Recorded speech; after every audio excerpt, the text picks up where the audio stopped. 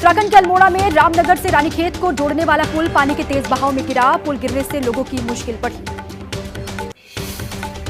कोटद्वार में जोरदार बारिश से सड़कें बनी नदियां, सड़कों के ऊपर बह रहा है पहाड़ी से आया हुआ पानी। पानी के तेज बहाव में फंसे जानवर। बिहार के सुपौल में कोसी बैराज में बढ़ा जलस्तर, 3,03,000 क्यूसेक तक पहुंचा पानी। बैराज के खोले गए 31 फाटक। कोसी नदी में तेज बहाव के साथ बह रहा है पानी। बिहार के हाजीपुर में गंगा नदी में आया उफान, जान जोखिम में डालकर सफर कर रहे हैं लोग। नाव पर ओवरलोडिंग की वजह से एक शिक्षक पानी में गिरा। हरियाणा के अंबाला में बरसात के बाद जलमग्न हुआ पूरा शहर। शहर के अधिकतर हिस्से बने स्विमिंग पूल, घरों और दुकानों में घुसा पानी। टोंक जिला प्रशासन की अपील के बाद भी बेपरवाह बने हुए हैं लोग। पानी के तेज बहाव के बीच ट्रक ले जाना पड़ा भारी। देखते ही देखते पूरा ट्रक पानी में डूबा। ट्रक ड्राइवर और साथी ने तैरकर जान बचाई। राजस्थान के टोंक जिले के कई गांवों में बरसात के बाद हालात बेहद खराब। सभी सरकारी कर्मचारियों को दी गई है छुट्टी। एसडीआरएफ की टीम मौके पर तैनात। टोंक में भारी बारिश के बाद आसपास के घरों, स्कूलों में घुसा पानी। घर में कैद रहने को लोग मजबूर हैं। कई जगहों पर मकानों के ढहने की भी खबर। भारी बारिश के बाद मलबा आने से ऋषिकेश और बद्रीनाथ जाने वाले कई रास्ते बंद हैं। 3 स्टेट हाईवे और 30 ग्रामीण मार्ग बाधित, लोगों को आने जाने में दिक्कत। मौसम को देखते हुए रामबन में ट्रैफिक पुलिस अलर्ट पर है। अमरनाथ यात्रा के रास्ते पर आने जाने वाले गाड़ियों पर प्रशासन ने रोक लगाई। बिहार के मसौढ़ी में बारिश के बाद डोरी पर गांव से गोविंदचक जाने वाले रास्ते का एक हिस्सा धंसा। सड़क के बीचों बीच बनी पुलिया भी ध्वस्त होने के कगार पर। पहाड़ों में लगातार बारिश से जोखिम में जान। उत्तराखंड के ऋषिकेश में जान खतरे में डालकर गाड़ियों से नदी पार करते हुए लोग दिखाई दिए। मध्य प्रदेश के मुरैना में बारिश से उफान पर जंगल की नदियां, सैकड़ों ग्रामीण की नींद उड़ी। सोन नदी में तेजी से बढ़ रहा है जलस्तर। कई गांवों के आपस में संपर्क टूटे।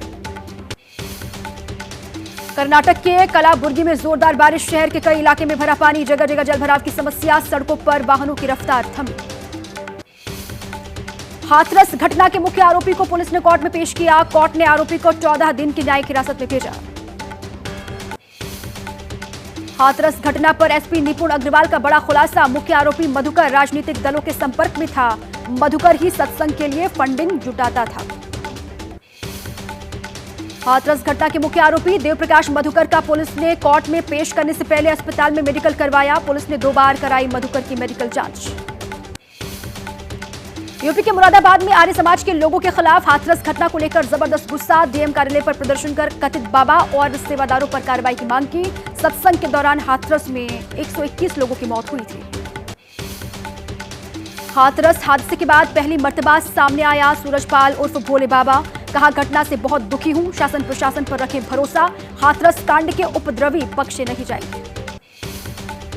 हाथरस में सत्संग के दौरान भगदड़ मामले में बिहार के पटना में साकार हरि पर केस दर्ज हुआ। पटना की सिविल कोर्ट में दर्ज किया गया है मुकदमा।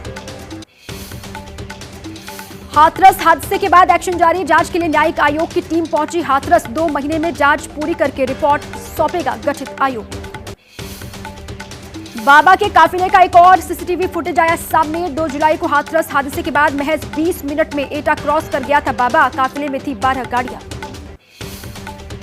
हाथरस हादसे में एक मृतक के परिवार ने एबीपी न्यूज से खास बातचीत में बाबा पर लगाया गंभीर आरोप। कहा, बाबा के खिलाफ बोलने से डर लगता है। कोई भी हादसा करवा सकता है बाबा। अगले आदेश तक नीट यूजी की काउंसलिंग स्थगित। सूत्रों के हवाले से खबर है 6 जुलाई यानी कि आज से ही नीट यूजी की काउंसलिंग होनी थी। गुजरात के गांधीनगर में बीजेपी पर हमलावर हुए राहुल गांधी। कहा, बीजेपी को अयोध्या की तरह गुजरात में हराएंगे। बिना डरे लड़ना होगा। गुजरात में जीतेगी कांग्रेस पार्टी। राहुल गांधी के गुजरात दौरे पर सियासत तेज। लोकसभा में हिंदुओं को लेकर राहुल गांधी के बयान के विरोध में अहमदाबाद में बजरंग दल के कार्यकर्ताओं का जोरदार प्रदर्शन।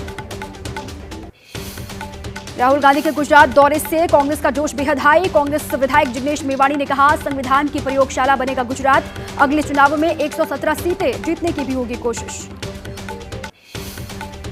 नेता प्रतिपक्ष बनने के बाद एक्शन में राहुल गांधी। हाथरस और गुजरात के बाद सोमवार को मणिपुर भी जाएंगे राहुल। हिंसा प्रभावित मणिपुर में लोकसभा की दोनों सीटों पर इस बार कांग्रेस ने जीती है। गुजरात के गांधीनगर में गृह मंत्री अमित शाह ने सहकार से समृद्धि कार्यक्रम में लिया हिस्सा। 102वें अंतर्राष्ट्रीय सहकारिता दिवस पर कार्यक्रम को किया संबोधित। 23 जुलाई को वित्त मंत्री निर्मला सीतारमण 7वीं बार पेश करेंगी बजट। 22 जुलाई से 12 अगस्त तक चलेगा संसद का बजट सत्र। उत्तर प्रदेश में चुनाव को लेकर बीजेपी की बड़ी बैठक। सीएम योगी के अलावा बीएल संतोष, केशव प्रसाद मौर्य, ब्रजेश पाठक बैठक में शामिल। 10 सीट पर होने वाले हैं उपचुनाव। जम्मू में बीजेपी की राज्य कार्य समिति की बैठक में शामिल हुए जेपी नड्डा। बैठक को संबोधित किया। आगामी विधानसभा चुनाव के लिए कार्यकर्ताओं को दिया जीत का मंत्र। अरविंद केजरीवाल की पत्नी सुनीता केजरीवाल ने पीएम मोदी पर बोला हमला का। जांच एजेंसियों के जरिए केजरीवाल को राजनीतिक साजिश का शिकार बनाया जा रहा है। केजरीवाल के साथ नहीं हो रहा ठीक। राजस्थान के कोटा में लोकसभा स्पीकर ओम बिरला का जोरदार स्वागत किया गया। ओम बिरला के रोड शो में जमकर भीड़ उमड़ी। सड़कों पर हर तरफ भगवा रंग दिखाई दिया।